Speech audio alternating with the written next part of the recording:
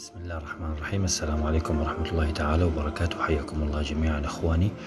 نتكلم اليوم إن شاء الله عن مرض مثل ما أنتم شايفين، وهو الجرجر، معروف جرجر أو أبو الأغبوب. يصيب الحنك أسفل فك الأغنام، وهو عبارة عن تجمع سوائل أسفل الفك نتيجة انخفاض مستويات البروتين في الدم.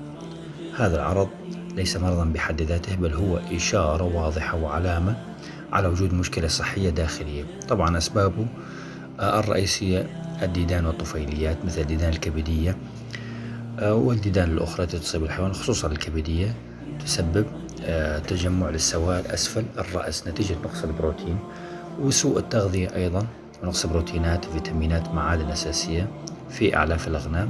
وهناك أمراض مزمنة تصيب الحيوان بشكل مباشر في الكبد أو في الكلى، تمنع جسمه من تصنيع البروتين. وهناك خطأ شائع يقع فيه الأطباء، وهو الخلط بين الدمامل والخراجات. فمثل مثل هذا الجرج، وهو الجرجر المائي، وبين الخراج الكاذب أو السل الكاذب، ومنهم الفطر الشعاعي يصاب بأورام بكتيرية أو صديدية، منها نتيجة جروح الأعلاف الخشنة وليست تجمعات مائية. العلاج جرعة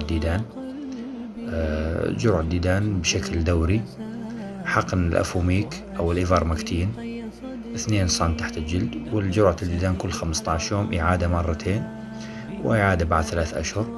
إعطاء الحيوان تغذية مناسبة وتعديل النظام الغذائي، وإعطاء مقويات وفيتامينات بالدم، مثل إعطاء منشطات للكبد ومقويات للدم تحتوي على الحديد وفيتامين B12.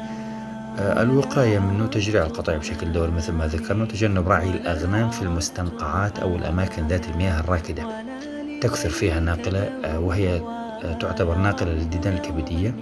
تأكل من نظافة مصادر المياه، وعزل أي حيوان تظهر عليها الإصابة لتسهيل معالجته ومراقبة بقية الحالات. وجزاكم الله خيرا.